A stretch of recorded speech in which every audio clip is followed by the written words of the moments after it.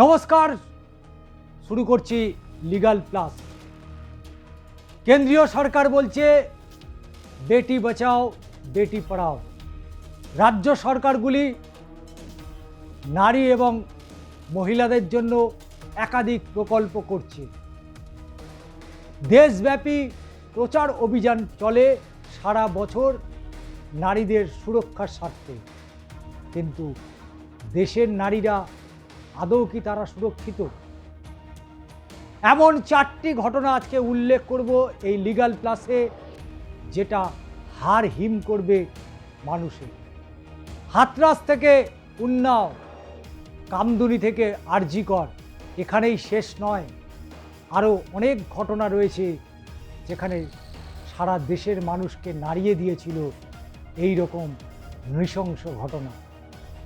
তো দর্শক বন্ধু, শুরু করছি লিগাল প্লাস। সম্পূর্ণ ভিডিওটি দেখুন। কোথায় দাঁড়িয়ে রয়েছে এই মামলাগুলো বর্তমানেই, বা এই মামলার ভবিষ্যৎ কী, জানতে সম্পূর্ণ ভিডিওটি আপনাকে দেখতেই হচ্ছে। সালটা 2017।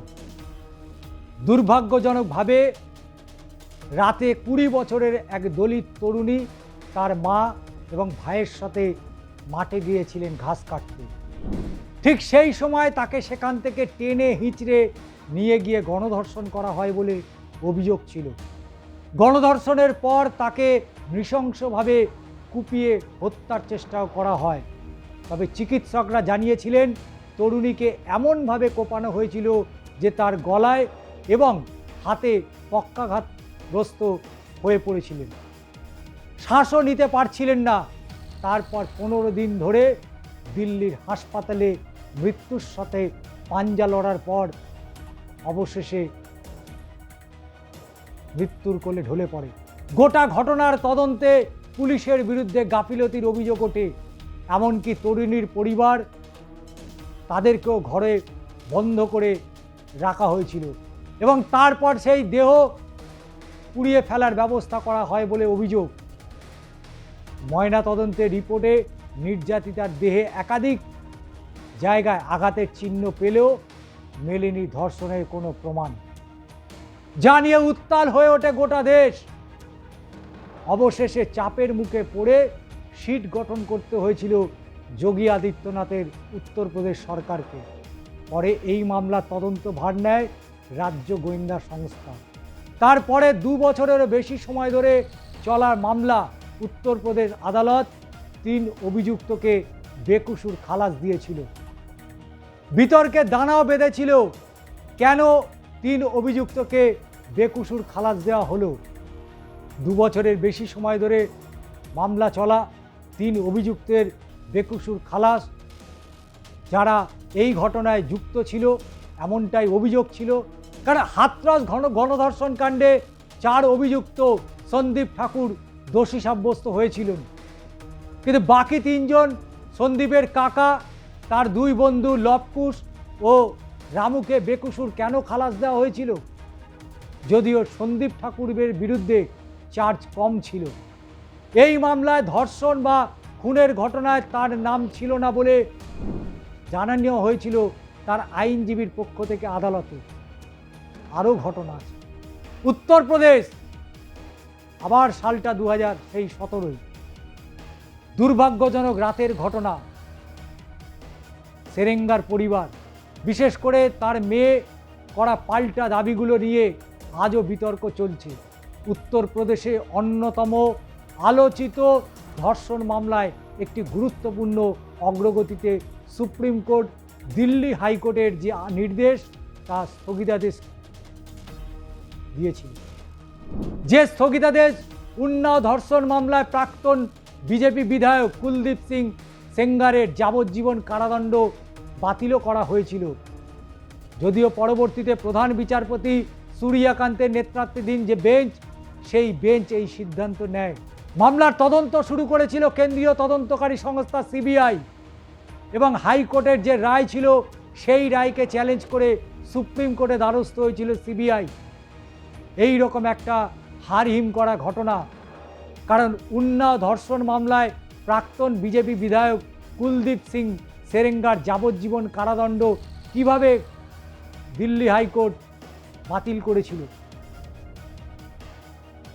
ফলে এই মামলায় নজর ছিল সারা দেশের,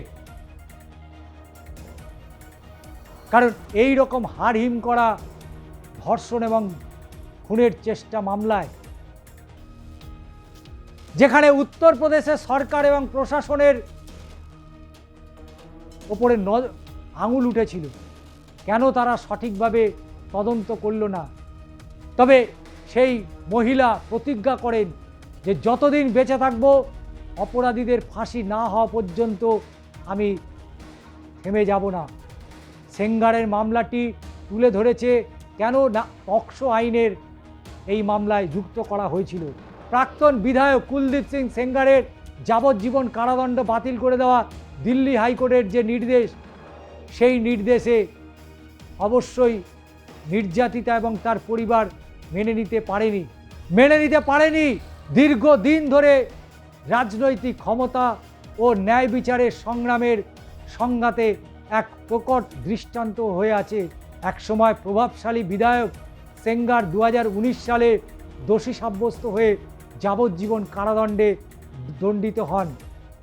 তবুও 17 সালের জুনে সেই দুর্ভাগ্যজনকভাবে রাতের ঘটনায় সেঙ্গারের পরিবার, বিশেষ করে তার মেয়ের করা পাল্টা দাবিগুলোকে আজও বিতর্কের বিষয় হয়ে রয়ে গিয়েছে।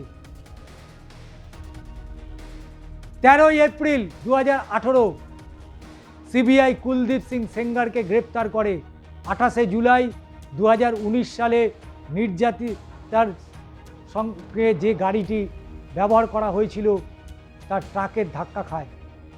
এই ঘটনায় নির্যাতিতার আত্মীয় মারা যান, ভুক্তভোগী নিজেও গুরুতর আহত হন। এই ঘটনায় সেঙ্গারের বিরুদ্ধে একটি আলাদা মামলা দায়ের করা হয়েছিল। 1 আগস্ট 2019 সুপ্রিম কোর্ট এই সংক্রান্ত 5টি মামলা দিল্লিতে স্থানান্তর করেছিল। সেঙ্গারকে দিল্লির তিহার জেলে আনা হয়েছিল। আদালত নির্দেশ দিয়েছিল যে 45 দিনের মধ্যে বিচার কার্য সম্পন্ন করতেই হবে। অর্থাৎ নির্যাতিতার চিকিৎসার জন্য এইমসে স্থানান্তর করা হয়েছিল। 5 আগস্ট 2019 দিল্লির 30 হাজারি আদালতে দৈনিক শুনানি শুরু হয়। 11 সেপ্টেম্বর 2019 নির্যাতিতার অবস্থার পরিপ্রেক্ষিতে এইমসের একটি অস্থায়ী আদালত স্থাপন করা হয়েছিল। নির্যাতিতার জবানবন্দি রেকর্ড করা হয় 16 ডিসেম্বর 2019। 30 হাজারি আদালতে কুলদীপ সিং সেঙ্গারকে দোষী সাব্যস্ত করেছিল এবং শুধু তাই নয়, তার সহ অভিযুক্ত অর্থাৎ শশী সিংকে বেকসুর খালাস দিয়েছিল। 20 ডিসেম্বর 2019 আদালত বিজেপি বিধায়ক কুলদীপ সিং সেঙ্গারকে যাবজ্জীবন কারাদণ্ড দিয়েছিল। পক্সো আইনের 6 নম্বর ধারায় দোষী সাব্যস্ত করা হয়েছিল এবং 25 লক্ষ টাকা জরিমানা পর্যন্ত করা হয়েছিল। এবার আসি 2013 সাল। রাজ্য পশ্চিমবঙ্গ 2013 সালে 7 জুন কলেজ থেকে ফেরার পথে এক ছাত্রীকে উত্তর 24 পরগনার কামদুনিতে ধর্ষণ এবং নৃশংসভাবে খুন করা হয়েছিল। সেই ঘটনায় উত্তাল হয়ে পড়ে গোটা রাজ্য। দিল্লির নির্ভয়া কাণ্ডের মতো তার ঢেউ পৌঁছে যায় দেশের অন্যান্য প্রান্তেও। দোষীদের চরম সাজার দাবিতে শুরু হয় আন্দোলন। ধর্ষণ এবং হত্যাকাণ্ডের পর মুখ্যমন্ত্রী মমতা বন্দ্যোপাধ্যায়ের কামদুনি সফরের সময় তার সামনে প্রতিবাদে সরব হয়েছিল স্থানীয় বাসিন্দারা। কিন্তু সেখানে থেমে থাকেনি আন্দোলন। সেই আন্দোলন সুপ্রিম কোর্ট পর্যন্ত পৌঁছেছিল, কারণ নির্ভয়া কাণ্ডের আইনজীবী সাহায্য করেছিল এই মামলায়। প্রাথমিকভাবে পুলিশ তদন্ত শুরু করলেও এই ঘটনার তদন্তের ভার পায় সিআইডি। চার্জশিটে অভিযোগদের মধ্যে 9 জনের বিরুদ্ধে অভিযোগ আনা হয়েছিল। বিচার প্রক্রিয়া চলাকালীন গোপাল নস্কর নামে এক অভিযুক্তের মৃত্যু হয়েছিল। সালটা 2016 সালের 30 জানুয়ারি কলকাতা নগর দায়রা আদালতে বিচারক সঞ্চিতা সরকার 6 জনের শাস্তি ঘোষণা করেন। এদের মধ্যে সাইফুল আলী মোল্লা, আনসার আলী এবং আমিন আলীকে ফাঁসির সাজা দিয়েছিল। বাকি 3 জন অপরাধী শেখ ইমানুল ইসলাম, আমিনুর ইসলাম এবং ভোলানাথ নস্কর, যার আগেই জেলের মধ্যেই মৃত্যু হয়েছিল।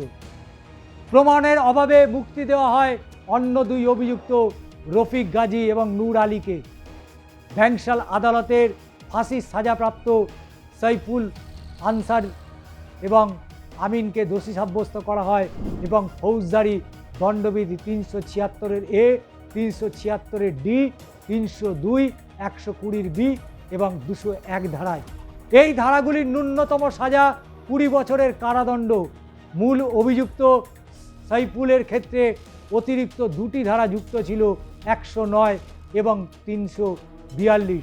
অন্যদিকে আমৃত্যু জেলের সাজাপ্রাপ্ত ইমানুল, আমিনুল এবং ভোলানাথকে 376-ডি, 120-বি, 201 ধারায় দোষী সাব্যস্ত করেছিল আদালত। বিচারক সঞ্চিতা সরকার তার রায় ঘোষণার সময় তিনি জানিয়েছিলেন, এমন নৃশংস অপরাধ বন্ধ করার জন্য সমাজকে কড়া বার্তা দেওয়ার প্রয়োজন, যাতে এই ধরনের অপরাধকে আড়াল করা না হয়। তিনি মন্তব্য করেছিলেন, নজিরবিহীনভাবে এমন অপরাধের প্রবণতা অঙ্কুরেই বিনাশ করার দরকার, তা না হলে এই অপরাধ সমাজে দাবানলের মতো ছড়িয়ে পড়বে। সাজা ঘোষণার সপ্তাহ দুয়েক পর 2016 সালের ফেব্রুয়ারিতে সাজাপ্রাপ্তরা সেই রায়কে চ্যালেঞ্জ করে কলকাতা হাইকোর্টে দ্বারস্থ হয়েছিলেন। ডিসেম্বর 2016 বিচারপতি জয়মাল্য বাগচি এবং বিচারপতি অজয় কুমার গুপ্তের যে ডিভিশন বেঞ্চ অপরাধী 6 জনের সাজা মুকুবের সেই আবেদন শুনানি শুরু করেছিল। শুধু তাই নয়, এই মামলায় শেষ পর্যন্ত কলকাতা হাইকোর্ট কি নির্দেশ দিল? কলকাতা হাইকোর্ট ফাঁসির সাজার প্রাপ্ত সৈফুল আলী এবং আনসার আলীকে সাজা বদল করে আমৃত্যু কারাদণ্ড ঘোষণা করেছিলেন। এবং শুধু তাই নয়, নিম্ন আদালতের আরও এক ফাঁসির সাজাপ্রাপ্ত আমিন আলী, তিনি বেকসুর খালাস পেয়েছিলেন। অন্যদিকে নিম্ন আদালতে আমৃত্যু জেলে সাজাপ্রাপ্ত ইমানুল ইসলাম, আমিনুর ইসলাম এবং ভোলানাথ নস্কর 10 বছরের জেল খাটার কারণে তাদেরকে খালাস দিয়েছিল কলকাতা হাইকোর্ট। অর্থাৎ বিচার প্রক্রিয়ার মধ্যে দিয়েই এইভাবে সময়ের পরিবর্তন এবং পরিবর্তনের পরে একের পর এক অভিযুক্তরা সাজা পেয়ে গেছে। বিভিন্ন সময় এই ধরনের অপরাধ সংগঠিত হয়েছে। দেশের সরকার, রাজ্যের সরকার তাদের সর্বোচ্চ সাজা দিতে পারেনি। বিচার ব্যবস্থার আমূল পরিবর্তন এবং সেই পরিবর্তনের জেরে অনেক ঘটনায় বেকসুর খালাস পেয়ে যায়। আরজিকর কাণ্ডে সেখানেও কিন্তু এই নৃশংসের ছবি দেখতে পাওয়া গিয়েছিল। তাদের মৃত্যুদণ্ড দেয়নি। আরজিকর কাণ্ডে মেডিকেল চিকিৎসককে ধর্ষণ এবং খুনের মামলায় আমৃত্যু কারাদণ্ডের সাজা দিয়েছিল সঞ্জয় রায়কে এবং বলেছিল বিরলের মধ্যে বিরলতম অপরাধ বলেই দাবি করে সঞ্জয় সর্বোচ্চ শাস্তির আর্জি জানিয়ে সিবিআই কলকাতা হাইকোর্টেও দ্বারস্থ হয়েছিল। তবে নির্যাতিতার বাবা মায়ের বক্তব্য খুব একটা ধোপে টেকেনি। আদালত তার নির্দেশ কি দিয়েছিল? সেই নিহত চিকিৎসকের পরিবারকে 17 লক্ষ টাকার আর্থিক সাহায্যের নির্দেশ দিয়েছিল আদালত। অর্থ দিয়ে তিনি তার সন্তানকে ফিরে পাবেন। কর্মস্থলে চিকিৎসকের মৃত্যু, তাই রাজ্যকে আর্থিক সাহায্য দিতে হবে জানিয়েছিলেন বিচারক। নিহতর পরিবার আদালতে জানিয়েছিল, আমরা কোনো আর্থিক সাহায্য চাই না, ক্ষতিপূরণ নয়, বিচার চাই বলে নিহত চিকিৎসকের পরিবার দাবি করেছিল। তখন বিচারক বলেছিলেন, আর্থিক সাহায্যের টাকা নিয়ে কি করবেন তা আপনাদের ব্যাপার। সঞ্জয় রায় অভিযুক্ত, তার বক্তব্য সে পেশ করার সুযোগ পেয়েছিল আদালতে। তার বক্তব্য জানতে চেয়েছিল আদালত। অভিযুক্ত সেই সঞ্জয় সে জানিয়েছিল সে নির্দোষ, তাকে জোর করে দোষী সাব্যস্ত করা হয়েছে। বিচারক বলেছিলেন 3 ঘন্টা সময় দেওয়া হয়েছে সঞ্জয়কে। বিচারক স্পষ্ট জানায় সিবিআই তদন্তে তথ্য প্রমাণ সাক্ষ্য সবটাই বলছে সঞ্জয়ের বিপক্ষে। 162 দিনের মাথায় রায় হয়েছিল আরজি করের সেই তরুণ চিকিৎসকের ধর্ষণ এবং খুনের ঘটনায়। 162 দিনের মাথায় শিয়ালদা আদালত চূড়ান্ত রায় ঘোষণা করেছিলেন এবং পরবর্তীতে এই মামলা চলে গেল কলকাতা হাইকোর্টে। কলকাতা হাইকোর্টের নির্দেশে সিবিআই তদন্ত শুরু হলো। তারপর সেই মামলা চলে গেল সুপ্রিম কোর্টে। 25 বছর যাবজ্জীবন কারাদণ্ডেতেই সন্তুষ্ট ছিল না নির্যাতিতার পরিবার।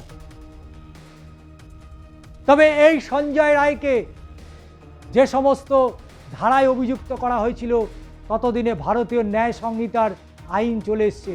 64 নম্বর ধারা ধর্ষণ, 66 নম্বর ধারায় মৃত্যু, ধর্ষণের সময় আঘাত, 103 খুনের ধারায় সঞ্জয় রায়কে দোষী সাব্যস্ত করা হয়েছিল।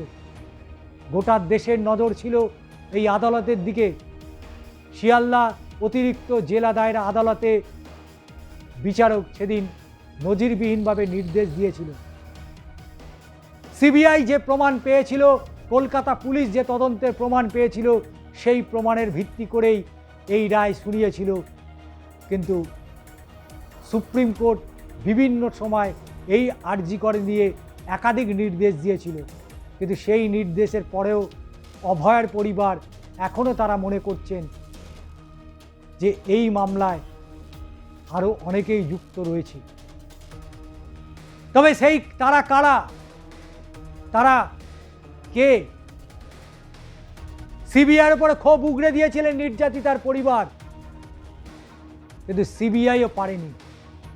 তাই সারা দেশব্যাপী নারীদের সুরক্ষার কথা বলা হয়। দেশের প্রধানমন্ত্রী বলেন বেটি বাঁচাও বেটি পড়াও, কিন্তু আদৌ কি দেশে নারীরা সুরক্ষিত? কে দেবে তাদের নিরাপত্তা? পুলিশ প্রশাসন কখনো কখনো এই ঘটনায় এমনভাবে যুক্ত হয়ে যায় যাতে করে নির্যাতিতার পরিবার তারা বিচার পান না। বিচারের আশায় এই আদালত থেকে সেই আদালত শুধু ছুটে বেড়ান, কিন্তু তারা বিচার পান না। যে বিচার পান তাতে তারা সন্তুষ্ট নন। তাই নারীদের সুরক্ষা নিয়ে দেশের প্রধানমন্ত্রী হোক বা রাজ্যের মুখ্যমন্ত্রীরা হোক, তারা কতটা নিশ্চিত তা এই মামলার বারবার চোখে আঙুল দিয়ে দেখিয়ে দেয় যে আজও 21 শতাব্দীতে এসেও নারীরা আজও সুরক্ষিত নয়। তার চোখে আঙুল দিয়ে অন্তত 4টি ঘটনা এরকম তুলে ধরলাম। আগামী দিনে আরও অনেক ঘটনা তুলে ধরব এই লিগ্যাল প্লাসের মধ্যে দিয়ে। যে 4টি মামলা হাথরস, উন্নাও, কামদুনি এবং আরজি কর। কেমন লাগলো ভিডিওটা এবং এই ঘটনার পরিপ্রেক্ষিতে আপনাদের কি মতামত অবশ্যই জানাবেন।